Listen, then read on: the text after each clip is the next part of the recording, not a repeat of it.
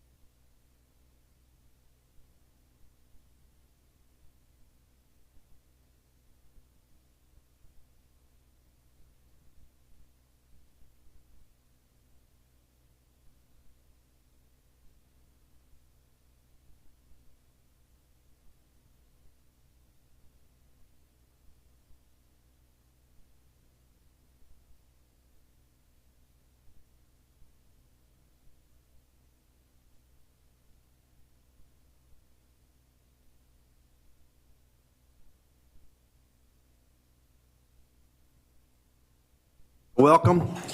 We'll get started. It's 10:06. Welcome to the May 23rd Finance Planning Agenda. I'm informed of no citizens wishing to address the committee, so we'll move to approval of the minutes, item 3A, and we'll need a motion for that or any questions. I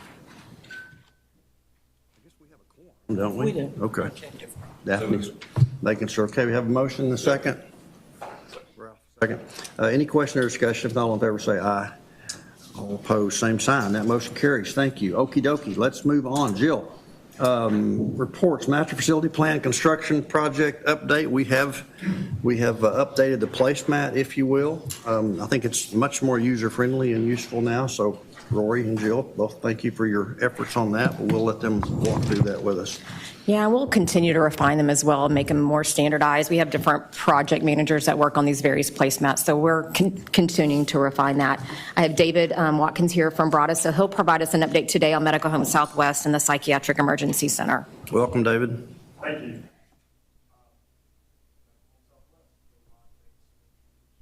Progressing good towards that. Right now, just a quick overview on what's going on the job site. You know, the mechanical, electrical, plumbing installation, both overhead and in walls going on. The rooftop units have been set. You know, exterior wall, close up, roof, all that stuff's going good.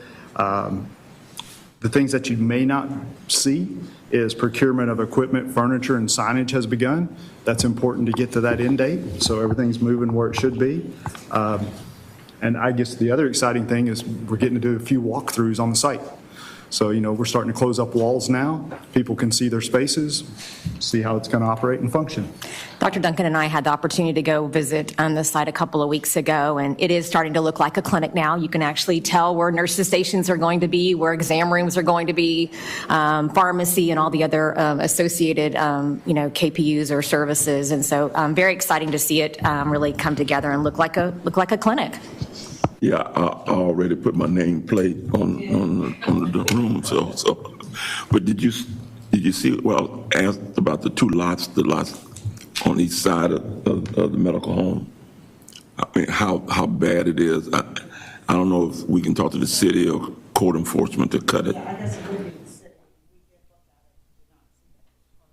Our property. Right. I know it's not part of us, but I'm just, you know, you almost can't see the medical home unless you look above how high that grass is on both sides. Yeah. And we can reach out to the city again about that. Yeah. We politely asked the general if he could take maybe one extra swipe. We can't mow their entire lot for them, but maybe we can make it look a little nicer around ours. You gotta love codes departments. You gotta love it. All righty. Do they have anything else on the Medical Home Southwest? Any questions? All right, let's move on to the next one. All right, on the PEC, I mean, we're still tracking for the summer of 2025, looking at July. You know, this month we got the TSP lobby turned over. We got Lot D parking turned over ahead of schedule to help with some of the parking issues. Wished it was more parking, but we're working through that. The exciting thing that's going on that people aren't seeing is all the invites for the exterior wall mock-ups to talk about stone and brick and glazing and waterproofing and air barriers, all that kind of stuff that's going on. So that's what's next on the list after all the steel's up, is exterior walls going. Roof will be going. Shop drawing process, submittal process is probably about 90% complete. So we're geared up to start, you know, the meat of the construction next phase. Next steps, it'll kind of follow medical home. You'll start seeing the in-wall on mechanical, electrical, and plumbing systems and overhead as we move forward. Any questions on PEC? All righty. No, I didn't ask for a room over there. Well, they already have one with my name on it.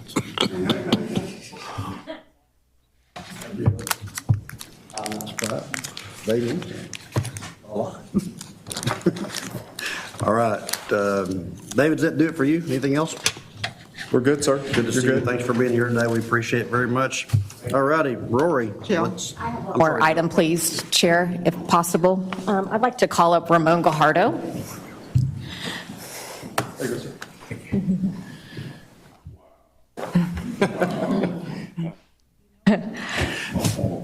Oh, that's, Not me, but I'm junior. I want to introduce Ramon Gajardo. He is the president of Raymond Company and has extensive experience working for clients with program and project management. He's also a resident of Tarrant County. I'm excited to say we've engaged Ramon over the next few months to work alongside our JPS staff. He's going to be reviewing key components of our program, overall management, budget, schedule, stakeholder engagement, as well as procurement processes. And so we're excited to have him on board.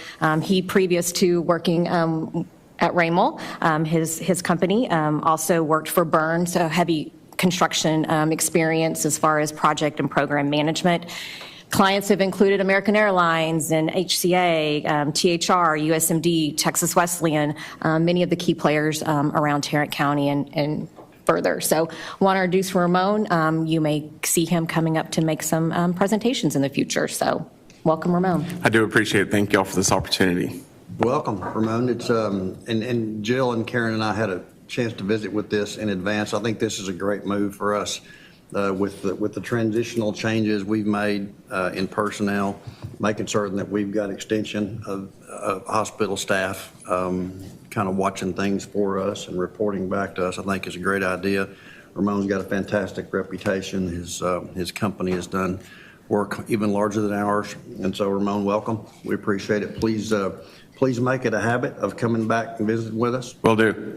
So we can visit with you. We probably won't subject you to the entire board, but I think this committee is going to be very interested in hearing your reports. Absolutely. So we appreciate very much you being here. Thank you for the opportunity. I'm looking forward to We don't need it. formal action on that, do we? No, we don't. Okay. That's within the administrative authority of the CEO, so we don't have to take action. So fantastic. Thank you. Welcome. Glad to have you here.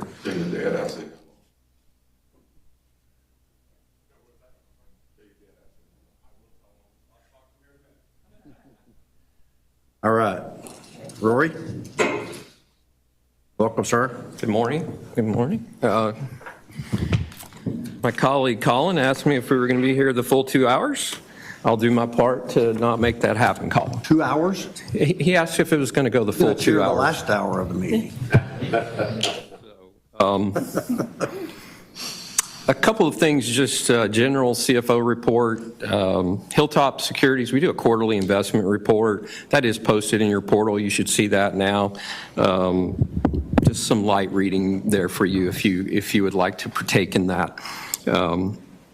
If you recall, in March, we received information that our federal DISH funding that was slated to be cut had been,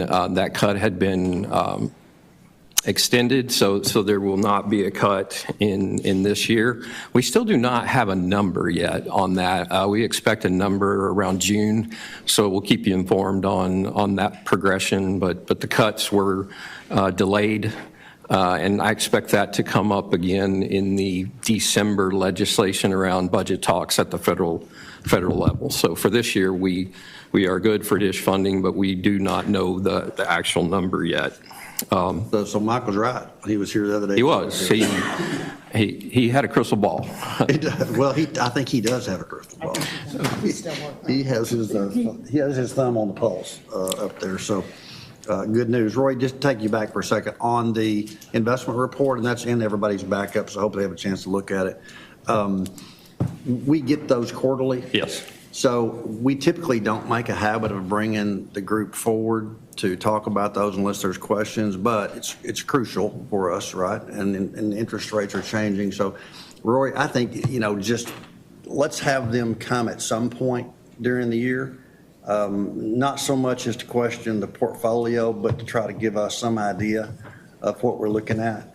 Yeah, they usually come once a year. Yeah. 'Cause we typically do it in the fall or late summer. It's usually later in the year. Okay. But the end of the year. I think we had a little delay this year getting just scheduling this year. Okay. The highlight in this month's report is just the bond market is being affected by interest rates rising. So we have some paper losses in the bond market. We had to book, but those are of course going to fluctuate. So Yeah. Well, we've got a lot of outstanding unspent bond money, obviously, and going to have a lot more. So let's just be sure toward the end of the year, they come in and give us a chance to visit with them and hear their forecasts on where that's headed. So Sure. sorry to interrupt you. Go right Oh, no, ahead. you're fine. At the state level, we continue to follow our CHIRP reimbursement funding. CHIRP stands for Comprehensive Hospital Increase in Reimbursement. It's a premium to our Medicaid rates that it helps offset the cost of care for Medicaid. We don't get paid anywhere close to our cost through our normal fee-for-service reimbursement, so this is a supplemental program. In years prior, it has been just pure claim-based, so we file a claim and we get the additional premium. This year, in fiscal year 25, we will be moving to a quality-based component. About 42% of our total funding will shift to a quality-based component. About 6 measures, things like cesarean birth rates, post-op sepsis, planned all-cause readmissions. So we feel like we'll do very well with those measures, but it is a shift in the way that we are funded. Yeah, no, and we will bring that to the quality. Those will be metrics that the board will see, since there are financial implications for those metrics. But Rory, about how many? It's quite a big bucket of money. It is. It's probably somewhere in total around 15 to 20 million will be subject to that quality measure. Dustin, you're really going to enjoy your time on the board, because what you're going to see is the federal government will give us all of these opportunities to brag and show our amazing quality metrics. We had a program called DISRIP where we laid out all of these incredible partnerships and all these things we were going to do in the future and all the quality measures. And then about 2 and 3 years into it, they said, oh, never mind. Not that important. Here we go. We got another one now that's going to actually theoretically, rely on quality. And the good news is our quality stays, whether they give us any, regard whatsoever for it. But you'll enjoy watching that roller coaster. It's quite fun. Editorial comment. No, that's great. So I like to keep you updated on all things supplemental programs because it is a moving target. In this month alone, we had a program at the state level that was on, off, and back on. And so trying to figure out and predict what that funding is going to be, especially at the state level, has been very interesting over the last couple of months. So in your financial packet, we'll kind of, you have the narrative there. I don't spend a lot of time on the narrative. I do want to pause this month and give a little bit of explanation on the next slide. This slide is not in your packet. It is on the screen. But this is something we've been kind of piloting with the chairman and vice chairman of the Finance Committee, just to give you guys a real high-level summary. In case you do not have the opportunity every month to just do a deep dive into the packet, we're going to try to bring forth a summary that would allow you to see our statistics, our payer mix, our income statement, and then our balance sheet. So this is something we'll try to bring to you more timely next month. But I think it's good just to be able to see a very, very high-level look. Couple things I would highlight in the statistics this month.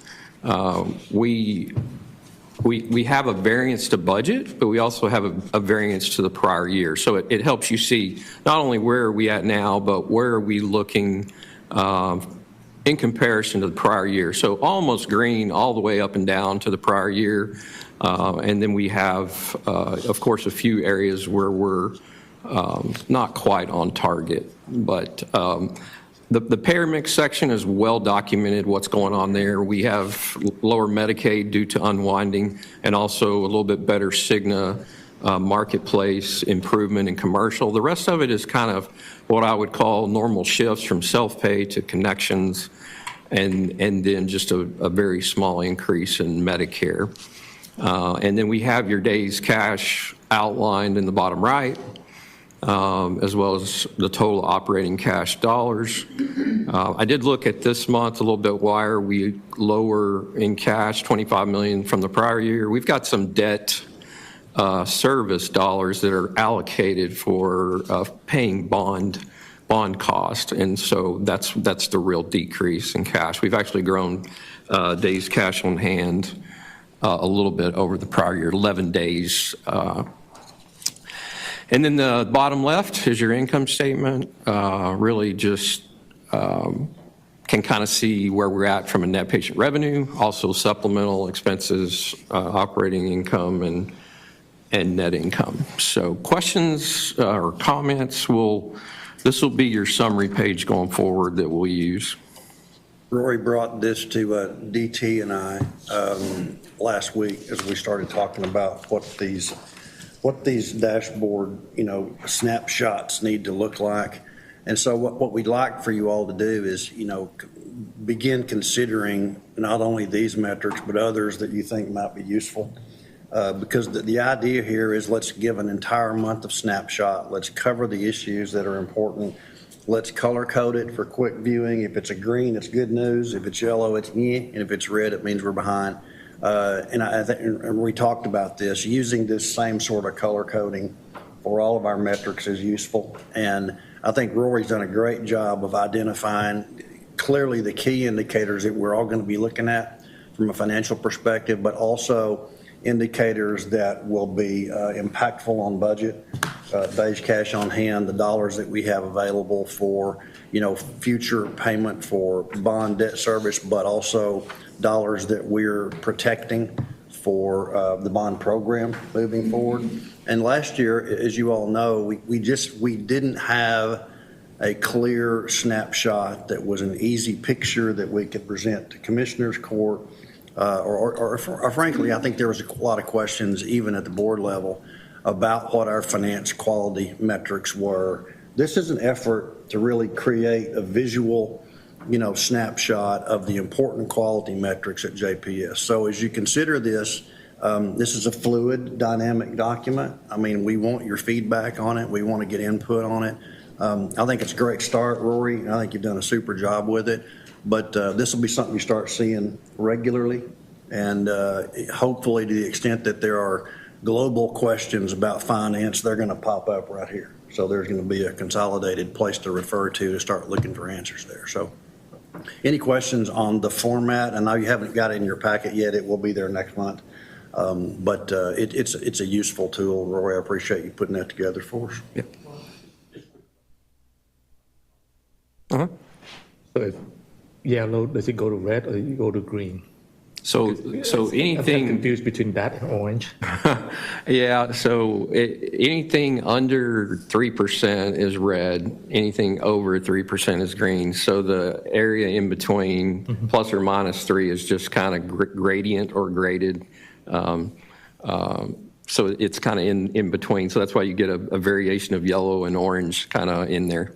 So if it's yellow, chances are it's going to go to green. If it's orange, it go to red. Yeah, that's you're pretty much spot on. And one of the things we talked about is that it's a little bit like golf, because your negatives in some cases are good news, right? Not bad news. So we want to be able to coordinate the color coding with good news, bad news, not necessarily plus or minus. That makes sense. So that's one of the things we're going to make sure that we do is that you may see a negative number, but that might be good news, and we want to be sure that's a green number. So length of stay is a great example. It is down 11% to budget, down 16 from the prior year. It's green. So that's a great example of length of stay being a positive movement in the lower length of stay. And we don't have to deal with color blind anymore, right? Well, Robert Early's not here anymore. Yeah. I didn't think about that, but that could be problematic. Well, just look at our elevator colors. I mean, Yeah. clear. Yeah, we should screen all future candidates for color. Okay. Do have to See, they have to do strips, it. they Have to be able to see Yeah, colors. because you got to be able to see those colors, right? We do it as part of All right, so I'll go to this next view that is in your packet. This is just a more detailed spread of the statistics over a 13-month period.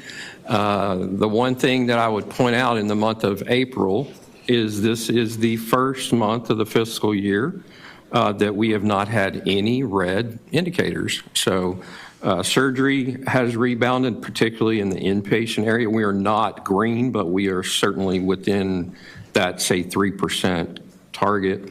And then, of course, PEC visits also kind of took a little nice rebound in the month. But DT, at your request, we added the prior year, April of '23, so we could look down and see kind of how the prior year looked as well.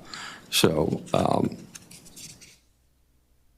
very positive numbers in April from a statistics standpoint. Good report. Everything looks to have recovered that was kind of slow earlier in the year. It has. We'll kind of see how things play out the rest of the year, but so far things are kind of looking that direction.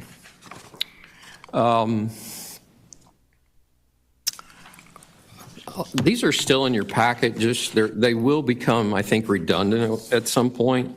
I think we'll leave them there for now, but that just allows you to see more graphically some of these statistics. The summary gives you more of the raw number, but these give you if you're a graphical person, these are going to be great for you going forward. But we won't spend a tremendous amount of time probably going forward looking at each one of these individually. So Statistic summary sheet is great for that. The statistic summary sheet follows that same color coding format, and that's going to give us, I think, a better snapshot of this than trying to, slog through each graphic. Really is good on the summary one because it's so hard to figure it out on the little small one. oh, so you like the payer mix on this right here? Yeah. Okay. Yeah, it's easy to see.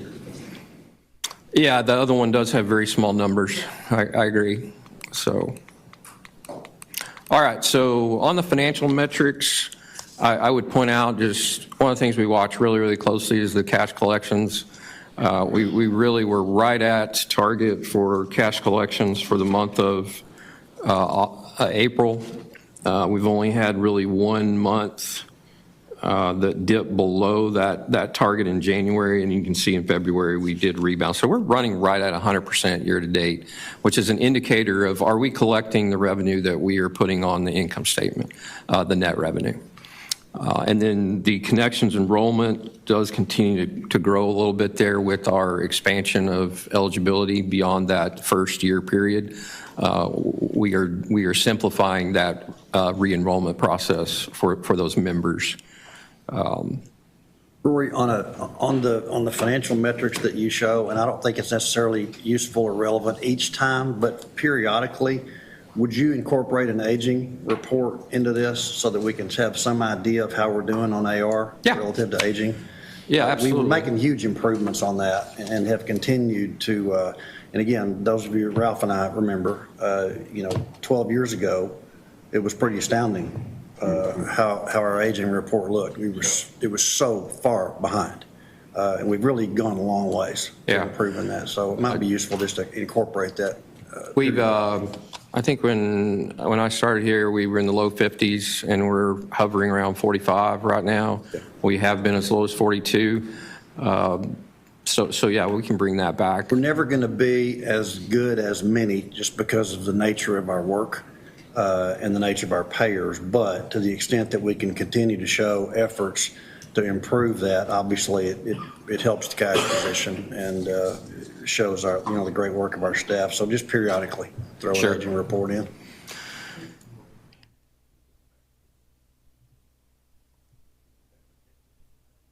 Do we ask the right question here? From the patient cash collections perspective, are we over booking the allowable charge? I just want to make sure that we're booking it correctly. So that we don't, DT, are we over what? Just want to make sure that we're not overbooking the allowable charge, and then the collection is always higher from that perspective. Cash collections, really, you have to look at over a longer period. 12 months is really your best indicator. Mm-hmm. So those things that if we have to misvalue an account or overvalue it, I think is what you're referring to. It does wash out over time. But we value the accounts within Epic, of course, for what the collectability is. And then we also run the entire AR through a historical look-back model each month and come up with the value for collectability. So that's a monthly process that tries to, it is an estimate, right? And so that's part of what Forvis does each year. That's one of our single biggest financial assets is our accounts receivable. They take a really hard look at that to see if it's valued correctly on an annual basis. Are they looking at also cover the Medicaid eligibility also for the WIP stuff? They do. They look at the Medicaid pending category as well as everything related to that. With the working in progress and all that stuff? Yeah, how much is, so we have a Medicaid pending category, and we know some of those are going to go get Medicaid, and then some of them will not. So we have a split there, and then we value that at the appropriate rate. Rory, briefly describe how cash collections as a percent of net patient revenue can be over 100%. You would, in theory, you would be over reserving against what your AR is at. So you have a gross AR and you're taking it down to net. And if you're undervaluing your net, you would collect more over time. Okay. But that's the reason we try to stay as close to that 100% mark. That indicates that our financials are accurate and the AR on the balance sheet is accurately valued, but we're also collecting what we say we should be. So that's the test. Our stretch goal there is 102%. Is that attainable? It has been in years past, and the reason it has been is we've been a little bit over-reserved probably, but the auditors have done a good job of squeezing that to a more accurate number. So it's pretty close. I would tend to not really worry if I'm at 101, 102, right, if I'm at 98. But if I fall below that 98 mark or I get too high, there's something going on there. Something should show up. Okay. Right. They factor in also some of the value-based contract for bonuses or share savings and all that stuff. In their so that would be really what I would call outside of the AR, and it's kind of in a separate bucket. Yeah. The DT is referring to some of the contracts we have for value-based care and performance-based. Those would not be in that collection number. Okay.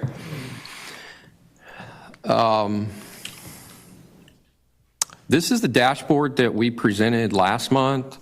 I will let you kind of look at that.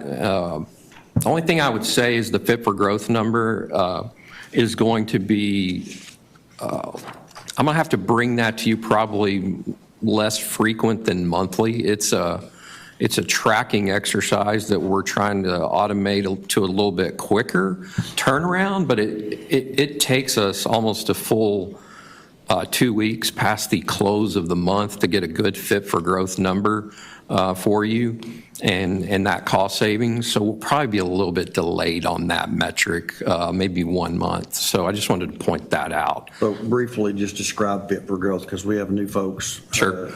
So during the master facility planning phase, we took a look at if we built certain facilities, a number of those were the psychiatric emergency center, the new towers, the new medical home, and the new surgery center. Could we operationally support it and fund it? So if we are adding infrastructure, then we have to have people in the places that would provide the services, because logically we would need to support that operationally. There's not only just people, but there is the additional depreciation expense on the property, plant, and equipment. So could we fund it? And when I say fund it, would we operationally have enough dollars to support it? So we looked at it over a 5 to 10 year period, and what we learned was we would need to trim somewhere in present value dollars was at the time was about $96 million. Future value over 5 years is more like $133 million. So what we did was go about an exercise of looking for operational efficiency and savings in costs. It included not only cost savings, but additional revenue opportunities. And so this Fit for Growth measure is, how are we tracking towards that 96 million? And so each year, there's a breakdown of kind of what we need to do to progress to that 96. So last year, achievement was 17, and the target was 14. So each year, we have a new target. This year, you can see, is 34. So we were trending just a little bit above that 34 in the second year in total. So that's kind of an explanation on Fit for Growth. This is crucially important for us. And Dustin, you're new, so I'm giving you the benefit of the doubt on some of this and want you to ask questions. But one of the things that we have been challenged with is, the presumption that because JPS has a significant surplus, that those dollars are unencumbered. Sure. They're not unencumbered. Yep. They're totally encumbered. But we didn't do a great job of illustrating the encumbrance. So as we looked at the bond program, the quintessential question wasn't, are we going to have the money to build the buildings? It was, are we going to have the money to staff the buildings to the level that we need to based on our quality expectations? So Fit for Growth became, a sort of a hospital-wide, a network-wide effort to be able to say, let's illustrate our financials in a way that don't create a target number out there that says, here's all of this extra money JPS isn't using, let's just cut the tax rate, right? Well, that, on its face, that might be a conclusion that's a logical conclusion. But when you look at the Fit for Growth metric and you look at the dollars that we are intentionally, putting to the side, it's because we've got to be able to meet this metric. And one of the things that the board has always been concerned about is we get these buildings built and we haven't put enough dollars away to operate them in a way that we need to, which would be, devastating, obviously. So we've constantly been looking for metrics that help us illustrate our financial picture, especially to Commissioners Court, but also to the public, that says, look, this is not about JPS throwing money in a savings account that they're not using. This is about illustrating what those obligations are going to look like for the next several years relative to our demand. And it doesn't even take into account potential growth in demand within those services. It's a reasonably static circumstance that just says, based on these buildings and based on what we need to be able to do operationally, these are the dollars that we're going to need. And what it does is you quickly reach the conclusion that continuing to reduce the tax rate relative to that need is going to have a dramatically detrimental effect on our ability to make sure that we staff those buildings. So that has been a goal of the Finance Committee and of the overall board for the last year, is to prepare the budget this year in a way that really tells the entire story. So everybody sees where JPS is relative to that need. And that's what Fit for Growth is all about. Makes sense. Yeah. Saying that we're not going to raise the tax rate. We're going to do it at the present tax rate. But if we keep reducing, then how will we be fit to staff and fund what we said to the voters we were going to give them? And so that's a big concern I have, is as we submit that and we go to Commissioner's Court and you continue to say reduce, well, how are we going to reduce and then we're going to still provide? Yeah. And that's not fair to the citizens of this county. Yeah. Well, this metric is designed to make sure that we can illustrate that clearly throughout the budget process. DT? I think the one thing that I haven't is probably not needed yet, but as we continue to build the construction, we're going to have interrupted service and all that stuff, patient admission, all that stuff. Should we be looking at the third next available appointment as an indication for access? We always keep that metric, obviously. It's not one that we have now incorporated back into the presentation, but it's always available. We follow that internally. We can always show that. Days to third next. Or maybe The demand is much higher than actually our supply. Now, we're looking at true capacity from a physical standpoint, before we start talking about additional new facilities. But I would predict that at the rate of which Tarrant County is growing, that we will never be able to meet that true demand But should we that is show- out there in the current way of which we're providing care. So we'll have to move more to technology and other ways of how individuals can access care. But if you look at it purely from how patients currently access care with calling, getting that appointment and such, our third next available varies a little bit based upon our provider FTE. But we do follow that. But should we display that so they know that it's increasing? Because otherwise, it's almost like, I don't know that it is increasing, but I do think we can show it. I think DT, what I've heard from you is there's this service interruption that could occur with, a good example is we're moving South Campus to Medical Home Southwest. So we want to be able to at least have the patients taken care of and not have a service interruption. And you would like to have a few metrics around how do we know that that's happening? But then also, are we growing? longer to get access to outpatient. Right. Then we have some explanation with our, I guess, commissioner to explain that, or, so at least they know what's going on.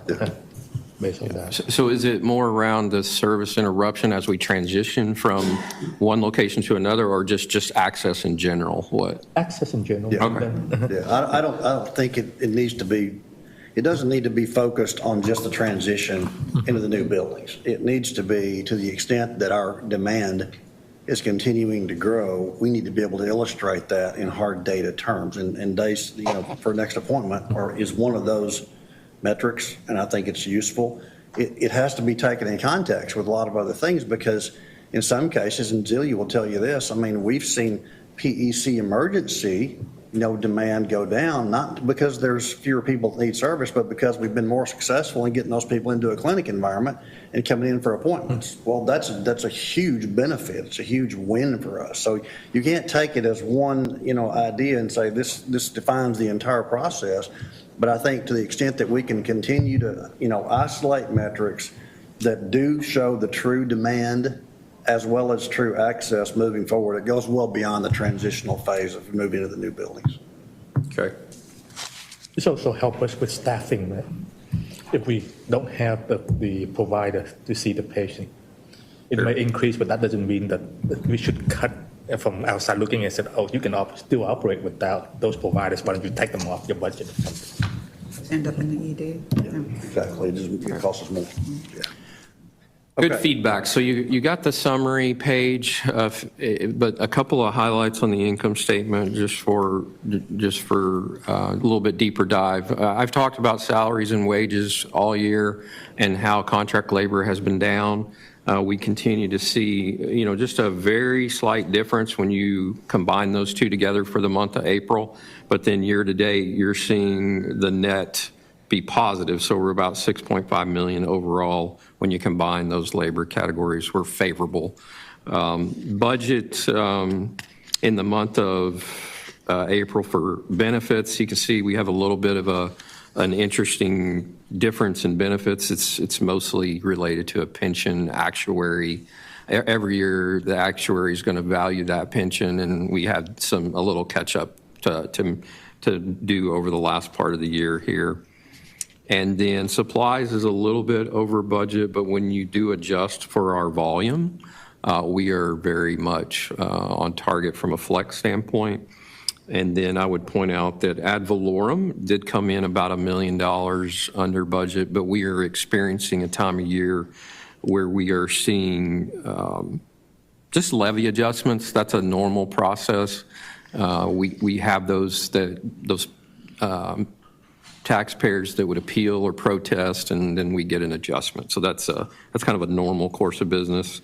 And also, we had a TIF refund in that ad valorem category as well that helped offset those levy adjustments. TIF refund? How do we get a TIF refund? City of Benbrook. That's the extent of what I know about it. So Interesting, no. The only way we'd get a TIF refund is if you have a project cost that doesn't occur, and so the dollars that were allocated from the county to pay for that project cost are no longer necessary. In that case, you have to, you pay back each participating entity, of which JPS is one of them. Right. So it's unusual. We don't see that very often. Not very often, but we'll thank the city of Benbrook for that one. And then investment income, I talked about the bond situation a little bit. And then we did cover the days cash on hand in the summary. I would point out that our claim division continues to trend right on budget, very favorable operationally for the year. And then answer any questions and take a motion on the approval. Okay, additional questions for Rory, either on the income statement or the balance sheet, any of the financial presentation? If not, we'll entertain a motion. Motion from DT, second from Ralph. Any question or discussion? All in favor say aye. Aye. All opposed, same sign. That motion carries. Thank you, Rory. Let's move into approval of pulse oximetry sensor supply agreement. So pulse oximetry, it's one of those things that almost every patient that comes in here is going to be utilizing. If you're not familiar with that, we are using that technology to check that saturation level. And so it is a bit of a contract that has large dollars attached to it, but it's also through our Vizient GPO, which ensures we're getting the best price for that pulse oximetry technology. So you can see the spend there is over 5 years, 3 years plus 2 one-year renewal options is about a little over $7 million for the entire contract.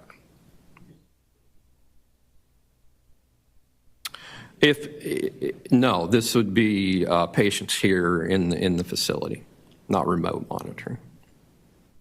Well, this is a budget item. Any questions for Rory on the pulse oximetry supply agreement? If not, we need a motion. Motion from DT, second from Dr. Davis. I'm going to get all these names straight. Any question or discussion? All in favor say aye. Aye. All opposed, same sign. That motion carried. Righty. Rory? Okay, items C and D we'll kind of discuss together, but maybe take a separate motion if needed on each item. But there are certain disposables and supplies that we use in arthroscopic surgery. So that is a very useful technology for allowing kind of benefit to the patient for less invasive surgery. And so we have 2 vendors here that we are taking to the board for approval for spend, both Arthrex and Smith & Nephew. Arthrex is $2.4 million over a 5-year period, and then Smith & Nephew is $1.7 million. We would request your approval on those 2. All right, any questions for Rory? If not, we need a motion. Dr. Fowler? Second? Second. All right, Dustin, any question or discussion? Pardon? Can we do them both? Is your motion okay to include both? All right, perfect. Dr. Fowler, Dustin, is it okay with you? Second, yes. All right, so we have a motion and a second on both those items. Any question or discussion? All in favor say aye. Aye. All opposed, same sign. That motion carries. Thank you, Rory. Yes, sir. Lastly, item E is Medline. Medline is our prime distributor. If you're not familiar with that terminology, they sit between the manufacturer and JPS. And so we use Medline as that prime distributor. This was an RFP that was conducted. There were 3 years of spend approved, and I think the trend now is to kind of go to the board and get those additional optional years approved. This was not done back at this time, so we're just coming back asking for that additional 2 years of spend. I would note this is a kind of an area we're looking very, very strongly at from a supply chain, cost and efficiency. And so we do have a 90-day out on this particular contract in case we need to move and move a different direction in the future. So. All right, any questions for Rory? And we need a motion for the medical supplies between Medline Industries. Motion from Ralph. Second from Dr. Fowler. Any question or discussion? All in favor say aye. Aye. Do you have a question, DT?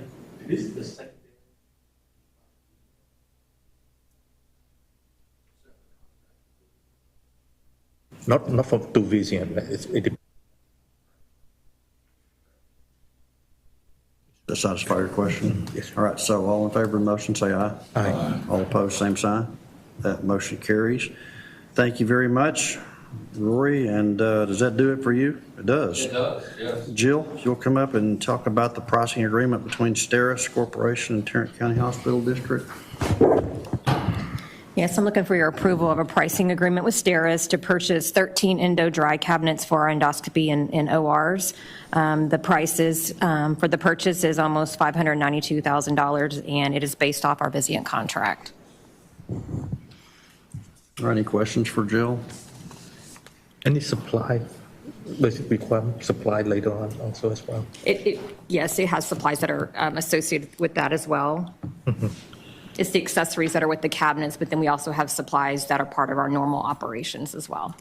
Do we have to go to non-bidding next time with this equipment, or? What do you mean, non-bidding? I mean, exemption for bidding for the supply, because certain equipment requires certain things that. I'm not sure if we have or not. Obviously, we have to buy the supplies that go with the equipment that we decide to purchase. Any other questions for Jill? If not, we need a motion. Dr. Davis, have a second. Ralph, any question or discussion? All in favor say aye. Aye. All opposed, same sign. That motion carries.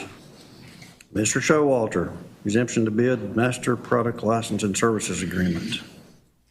Thank you, Jill. Good morning. Good morning, sir. I've got a handful of contracts that I'm bringing forward. First one is with Welch Allen. It's $750,000 in capital we've got budgeted for, and then $50K on a yearly basis for license. Welch Allen provides our vital signs monitoring capabilities. They're not integrated with Epic at this point, so this license accounts for 359 devices to be integrated across inpatient and inpatient behavioral health. And this also includes another 115 out of that 359 to be brought to a level where they can even be modified for the connection, so that ultimately we'll have 360 close integrated with Epic. It's a safety issue because we're doing it manually now. This is a current provider? Yes, sir. And you've got 2 one-year renewal options on this one, basically? Yes, sir. Okay. Any questions Bill, on this one? It is item G. Did we skip G? Did you skip H? I have us on the Mercury Healthcare WebMD Ignite item, which is item G. Is that what? I'm ready to go with that, yes. All right, let's, My next one. what was one you just now presented? Welch Allen, So which item is that? That's item I. So, all right, so we just got, okay. Bill, if you don't keep me straight, I will just fail miserably at this job. so the next, I want to set a stage for the next 2 contracts. All right, good. Okay, so. Did we approve I? Not yet. All right, then we need to have a motion to approve item I. Motion to approve item I Motion with from the exemption to DT, bid. second from Ralph. Any question or discussion? All in favor, say aye. All opposed, same sign. That was DT and Ralph. With the exemption to bid. Exception to bid included. Okay, now are we on G? Okay, let's go to Mercury Health. All right. But before I go into Mercury Health and this contract and the next one, I want to just kind of paint the context. Epic is our process engine. There's an awful lot of content that we have to buy and maintain within the system to make it work efficiently. This content is basically focused on educational materials for all environments of care. This is the patient's facing information. You may have known it as HealthWise. HealthWise was purchased by Mercury, which was then purchased by WebMD over the last several years. So there's a lot of shifting going on. But this is our AVS, the discharge documents, the video content for patients, the video content that we put in my chart. Again, just content from an organizational perspective. Any questions? Questions? Okay, we need a motion to approve. Motion from Dr. Davis. Ralph, second. Any question? I think it was Dr. Fowler, actually, wasn't it? Sorry about that. And a second from Ralph. Any questions or discussion? All in favor, say aye. Aye. All opposed, same sign. The motion carries. All righty. Then the next contract is with Walter Coolers. It's $123,000, $124,000. This is item H, right? Over year 1 through 3. This is Lippincott. Walter Coolers was bought by Lippincott, but Lippincott happens to provide our evidence-based practice content that's put in within the system and all the reference links. This is a regulatory issue to make sure that we have the content available to nursing staff. It's a procedural level documentation, work instructions, if you will. Again, this is more content that we purchase. This item needs to include the motion with the exemption to bid included in it. Do we have a motion? So moved. Motion from Ralph. Second. Second from Dr. Davis, or is that Dr. Fowler who said, Dr., you guys, I can't hear very well. Between hearing it and seeing it, it's a challenge. So we have a motion and a second. Is there any questions or discussion? All in favor, say aye. And that motion carries. Thank you so much. And that takes us to item J, correct, on the Cisco? Yes, sir. So it wouldn't be a finance committee if I wasn't coming to the group asking for cash so that we can continue our refresh of the hardware for the network. We're on that trail and we're keep marching down it. This is another $655,000. All right, any questions for Bill on the busy contract? Not, we need a motion. Motion from Ralph. Second. Second from DT. Was that DT? Yes, sir. All right. Any question or discussion? All in favor, say aye. Aye. And that motion carries. Thank you very much, Bill. We appreciate it. If do we have anything for executive session? So Ralph, you have something? See if I could talk to you and Dr. Duncan. Perfect. We can do that. All righty. Then that concludes our agenda for today. Thank you very much, folks. We will. That's it for today. You gotta hang around doing next time, right? All right. Thank you all for being here. We're adjourned.